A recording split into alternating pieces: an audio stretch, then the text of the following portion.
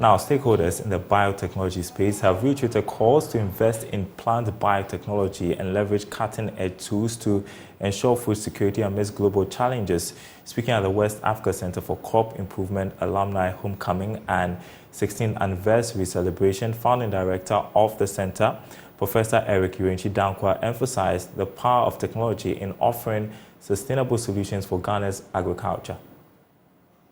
The West Africa Center for Crop Improvement, an institution focused on using seed science to improve food security in Africa, held its homecoming and 16th anniversary celebration. The center's approach is to equip plant breeders with knowledge and skills to develop superior varieties of indigenous crops using both conventional and modern technologies. Here is the founding director of the center, Professor Eric Dankwa. There is hunger everywhere.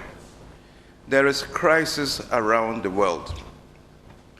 Climate is changing. The rains don't come. The floods come at the wrong time. Crops fail. People suffer. I once said that why should two sovereign countries exercising their sovereign right to do what they want to do affect another country? It's a shame for Africa that we are hungry and we look up to Ukraine and Russia to bring us food to eat. In today's world, where the challenges are becoming too serious, the power of science and technology can offer sustainable solutions. Demystifying myths about seed science, Eastern Africa Director of the International Institute of Tropical Agriculture, Dr. Lina Trapathai, reassured that thorough procedures are undertaken before a genetically engineered crop is released.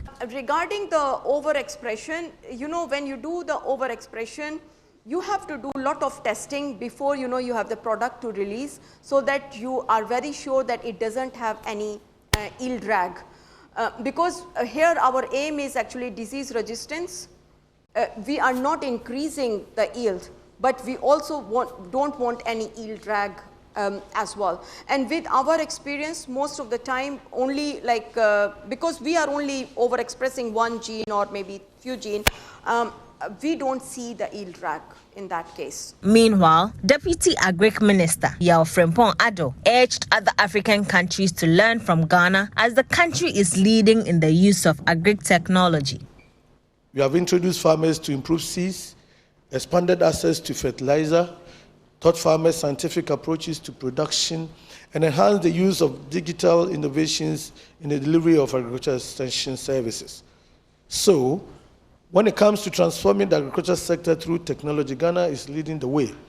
And we will urge the rest of Africa to learn how we are doing it and follow suit. Country lead of Alliance for Science Ghana, Joseph Opoku Gakpo, explained that the conversation about genetically modified organisms and biotechnology has shifted from eliminating hunger to value-based communications. Hence, perception about seed science also needs to evolve. I recall that those days the conversation around GMO was virtually a very static one. We kept on having debate in my class, for example, as a BSc Agricultural Biotechnology student, making the point that we need GMOs, otherwise then Africa would go hungry. But then today we've expanded the conversation. We're seeing a situation where there's a lot of value-based communication approaches in the general conversation when it comes to GMOs and biotech. This again is a generational shift that we find very much interesting. The West Africa Center for Crop Improvement Alumni Homecoming and 16th Anniversary Celebration was under the theme, Harnessing Human Capital in Plant Breeding for the Future of Food Security in Africa.